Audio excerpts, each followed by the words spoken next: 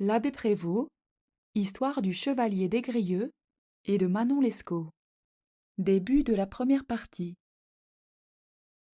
Je suis obligé de faire remonter mon lecteur au temps de ma vie où je rencontrai pour la première fois le Chevalier des Grieux. Ce fut environ 6 mois avant mon départ pour l'Espagne.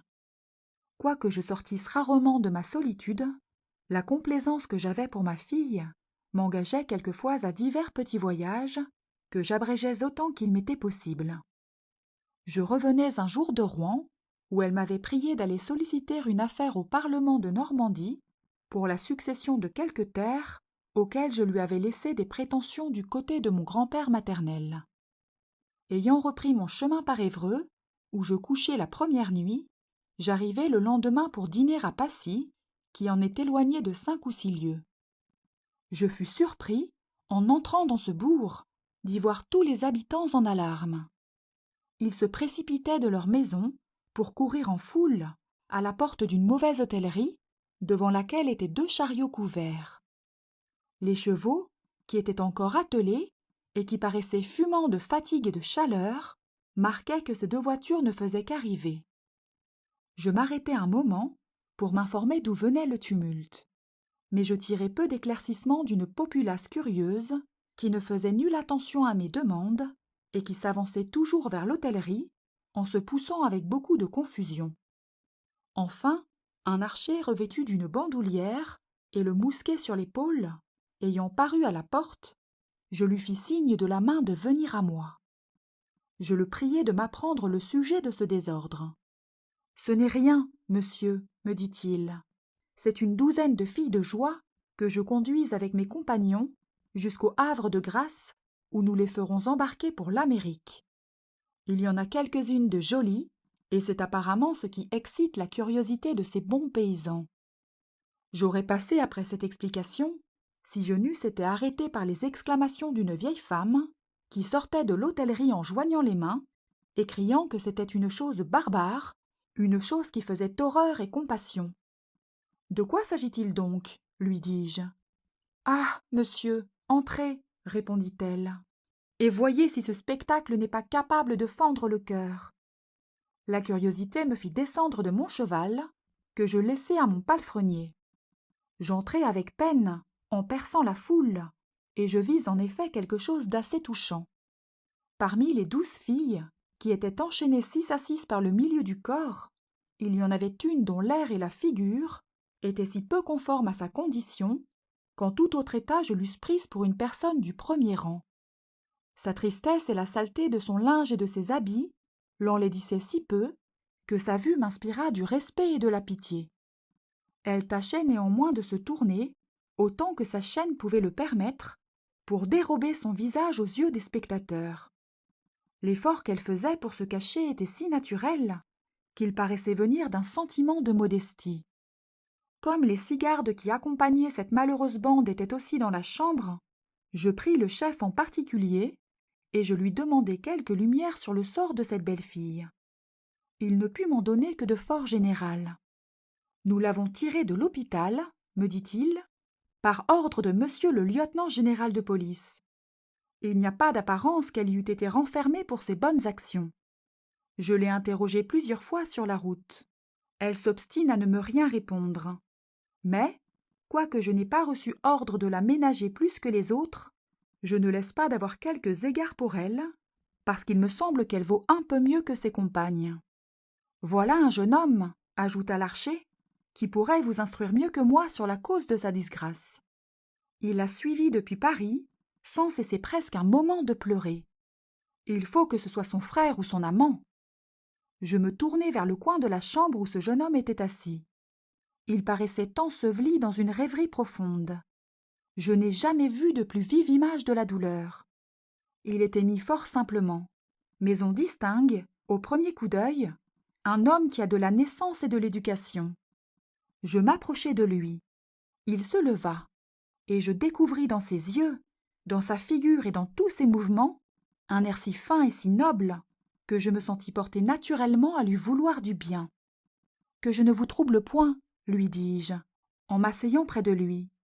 Voulez-vous bien satisfaire la curiosité que j'ai de connaître cette belle personne, qui ne me paraît point faite pour le triste état où je la vois ?» Il me répondit honnêtement qu'il ne pouvait m'apprendre qui elle était, sans se faire connaître lui-même, et qu'il avait de fortes raisons pour souhaiter de demeurer inconnu. Je puis vous dire néanmoins ce que ces misérables n'ignorent point, continua-t-il en montrant les archers, c'est que je l'aime avec une passion si violente qu'elle me rend le plus infortuné de tous les hommes. J'ai tout employé, à Paris, pour obtenir sa liberté. Les sollicitations, l'adresse et la force m'ont été inutiles. J'ai pris le parti de la suivre, dût-elle aller au bout du monde. Je m'embarquerai avec elle. Je passerai en Amérique. Mais, ce qui est de la dernière inhumanité, ces lâches coquins, ajouta-t-il en parlant des archers, ne veulent pas me permettre d'approcher d'elle. Mon dessein était de les attaquer ouvertement, à quelques lieues de Paris. Je m'étais associé 4 hommes qui m'avaient promis leur secours pour une somme considérable. Les traîtres m'ont laissé seul aux mains et sont partis avec mon argent. L'impossibilité de réussir par la force m'a fait mettre les armes bas. J'ai proposé aux archers de me permettre du moins de les suivre en leur offrant de les récompenser. Le désir du gain les y a fait consentir. Ils ont voulu être payés chaque fois qu'ils m'ont accordé la liberté de parler à ma maîtresse. Ma bourse s'est épuisée en peu de temps, et maintenant que je suis sans un sou, ils ont la barbarie de me repousser brutalement lorsque je fais un pas vers elle. Il n'y a qu'un instant qu'ayant osé m'en approcher malgré leurs menaces, ils ont eu l'insolence de lever contre moi le bout du fusil. Je suis obligé, pour satisfaire leur avarice et pour me mettre en état de continuer la route à pied, de vendre ici un mauvais cheval qui m'a servi jusqu'à présent de monture. » Quoiqu'il parût faire assez tranquillement ce récit, il laissa tomber quelques larmes en le finissant. Cette aventure me parut des plus extraordinaires et des plus touchantes. « Je ne vous presse pas, lui dis-je, de me découvrir le secret de vos affaires, mais si je puis vous être utile à quelque chose, je m'offre volontiers à vous rendre service. »« Hélas, reprit-il, je ne vois pas le moindre jour à l'espérance. Il faut que je me soumette à toute la rigueur de mon sort. J'irai en Amérique. J'y serai du moins libre avec ce que j'aime. J'ai écrit à un de mes amis qui me fera tenir quelque secours au Havre de grâce. Je ne suis embarrassé que pour m'y conduire et pour procurer à cette pauvre créature, ajouta-t-il en regardant tristement sa maîtresse, quelque soulagement sur la route. « Eh bien, lui dis-je, je vais finir votre embarras. Voici quelque argent que je vous prie d'accepter. Je suis fâché de ne pouvoir vous servir autrement. » Je lui donnai 4 louis d'or, sans que les gardes s'en aperçussent, car je jugeais bien que, s'ils lui savaient cette somme, ils lui vendraient plus chèrement leur secours. Il me vint même à l'esprit de faire marcher avec eux, pour obtenir au jeune amant la liberté de parler continuellement à sa maîtresse jusqu'au Havre. Je fis signe au chef de s'approcher, et je lui en fis la proposition. Il en parut honteux, malgré son effronterie. « Ce n'est pas, monsieur, répondit-il d'un air embarrassé, que nous refusions de le laisser parler à cette fille. Mais il voudrait être sans cesse auprès d'elle. Cela nous est incommode. Il est bien juste qu'il paie pour l'incommodité. Voyons donc, lui dis-je, ce qu'il faudrait pour vous empêcher de la sentir. » Il eut l'audace de me demander 2 louis. Je les lui donnai sur-le-champ. « Mais prenez garde, lui dis-je, qu'il ne vous échappe quelque friponnerie, car je vais laisser mon adresse à ce jeune homme, afin qu'il puisse m'en informer, et comptez que j'aurai le pouvoir de vous faire punir. » Il m'en coûta 6 louis d'or. La bonne grâce et la vive reconnaissance avec laquelle ce jeune inconnu me remercia achevèrent de me persuader qu'il était né quelque chose et qu'il méritait ma libéralité. Je dis quelques mots à sa maîtresse avant que de sortir. Elle me répondit avec une modestie si douce et si charmante que je ne pus m'empêcher de faire, en sortant, 1000 réflexions sur le caractère incompréhensible des femmes. Étant retourné à ma solitude, je ne fus point informé de la suite de cette aventure. Il se passa près de 2 ans, qui me la firent oublier tout à fait, jusqu'à ce que le hasard me fit renaître l'occasion d'en apprendre à fond toutes les circonstances. J'arrivai de Londres à Calais avec le marquis de mon élève. Nous logeâmes, si je m'en souviens bien, au Lion d'Or, où quelques raisons nous obligèrent de passer le jour entier et la nuit suivante. En marchant l'après-midi dans les rues, je crus apercevoir ce même jeune homme dont j'avais fait la rencontre à Passy. Il était en fort mauvais équipage et beaucoup plus pâle que je ne l'avais vu la première fois. Il portait sur le bras un vieux porte-manteau, ne faisant qu'arriver dans la ville. Cependant, comme il avait la physionomie trop belle pour n'être pas reconnu facilement, je le remis aussitôt. « Il faut, dis-je au marquis, que nous abordions ce jeune homme. » Sa joie fut plus vive que toute expression lorsqu'il m'eut remise à son tour.